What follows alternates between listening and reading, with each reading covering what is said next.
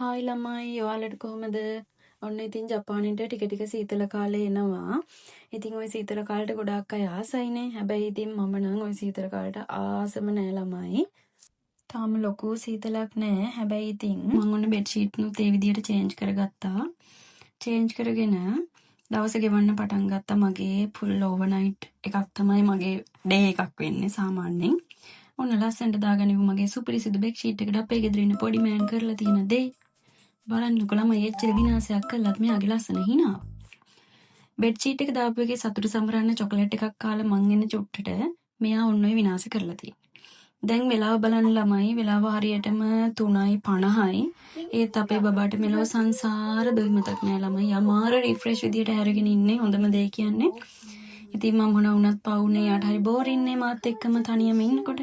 ඒක නිසා චුට්ටක් සින්දුවක් කියලා ওই පොඩි පොඩි ජෝක්ස් දාලා මගේ මෝඩ ජෝක්ස් බලාගෙන ඉන්න අපේ බබා මාර කැමති.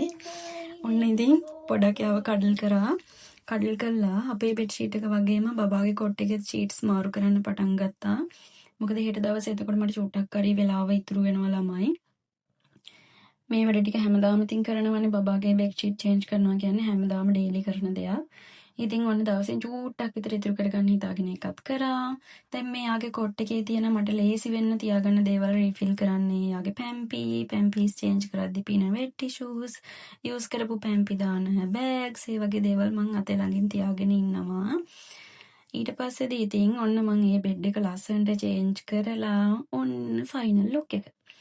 ඔය අතරේ අපේ බබා එච්චර ලස්සන බෙඩ් එකක් මට මොකටද දණී කියලා අපේ බෙඩ් එකේ හැවම දොයි.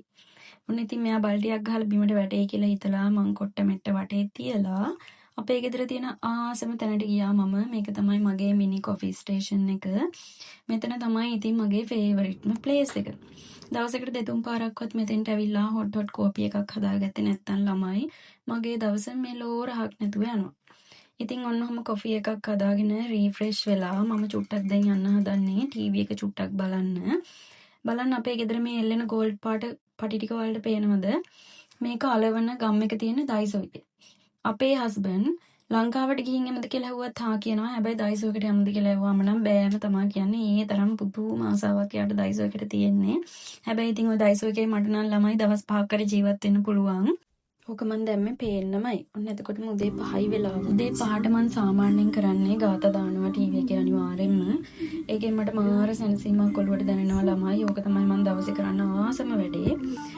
ගාථා දාලා ඒ ගාථා වලින් ඇහෙන ලස්සන සද්දෙත් අහගෙන මම බුදුපහන තියනවා. බුදුපහන තියලා අපිට මේ වගේ ලස්සන ජීවිතයක් දුන්නට බුදු සාදු වැඳලා දෙවියන්ට ස්තුතිවන්ත වෙනවා. ඉතින් ඊට පස්සේ මං සෝදාන තියෙන රෙදි ටිකත් වොෂින් මැෂින් එකට දාගත්තා. දාගෙන ඒ තියෙන චූටි වැඩ ටිකත් ඉවර කරගත්තා. ඊට පස්සේදී මං කල්පනා කරා අපේ හස්බන්ඩ් ගෙදර එන වෙලාව දැන් ළඟයි. ඉතින් ෆුල් ටයිම් වර්ක් කරලා නයිට් එකක් එයා ගෙදර එන්නේ. එතකොට මං හැමදාම එයාට එයාගේ ෆේවරිට් ඇවෝකාඩෝ ජූස් එක ගොඩක් දුරට හදලා තියෙනවා. අපේ ගෙදර ඇවෝකාඩෝයි පරිප්පුයි කියන්නේ ආගමක් ළමයි. ඉතින් ඔන්න ෆ්‍රිජ් එකේ තිබ්බ පරිප්ප එක අපේ අම්මා දැක්කනම් මට ලංකාවට ගියාම කැඳ ටිකක් අත් අපේ අම්මගෙන් හම්බ වෙන්නේ නැහැ. මොකද ඉතින් දවල් උයප එක රෑත් කන්න බෑ කියලා චරුචරු ගාපු මිනිස්සුනේ අපි. දැන් මේ ජපානයට ඇවිල්ලා එකම පරිප්පුව දවස් 2-3 ෆ්‍රිජ් එකේ දදා කන්නේ. ඉතින් අපේ අම්මා ওই පරිප්පුව දැක්කනම් එහෙම මං කියන්නේ අපේ අම්මට ඕක දැක්කේ නෑ වගේ යන්න අම්මේ. anyways මම ඇවෝකාඩෝ හදද්දි කිරි සීනි ලුණු තමයි යූස් කරන්නේ. වතුර නම් මම පොඩ්ඩක්වත් ඇඩ් කරන්නේ නැහැ. බලන්නකො මගේ දිලිස් තියෙන සූකිරි ලුණු පොල් කට්ට. ඕක ඉතින් අපේ අම්මා තමයි මට ලංකාවෙන් එව්වේ. ලුණු පොලොත්තවත් නැති ගෙදරකින් වැඩක් නැහැ ළමයෝ කියලා. ඉතින් ඔන්න ලුණු පොල් කට්ට ඒක නිසා ඉතින් මම නිතරම අඩු වෙනකොට රීෆිල් කරනවා. හරි ලස්සනට තියාගෙන ඉන්නවා. ඕක ඉතින් හරි ලස්සන ගැජට් එකක් හින්දා. ඉතින් ඇවෝකාඩෝ එක හදන රෙසිපීස් ගොඩාක් ඔයාලා තව දන්නවා ඇති. ඒවා ඔක්කොම මට කමෙන්ට් කරගෙන යන්න. එතකොට මම ඒවත් හදලා ඔයාලට කියන්නම් ඒවා රසයිද නැද්ද කියලා.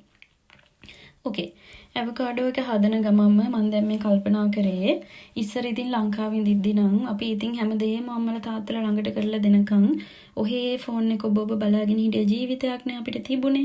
දැන් ඉතින් අපේ ජීවිතේ මොන තරම් කාර්යබහුලයිද අම්මලා තාත්තලා ගැන මාර ලව් එකක් මේ වෙලාවට හිතට එනවා. ඔන්න ඉතින් එතකොටම අපේ මෑන්ස් ගෙදර ආවා. ඔන්න අපි දෙන්නගේ කිචි පිචියට චූටි මෑන්ස් ඇහැරුණා.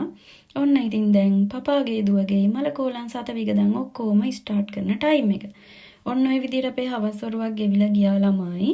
ඉතින් බලාගෙන හිටියට thank you අරිගතෝ ගිහින් එන්නම් bye.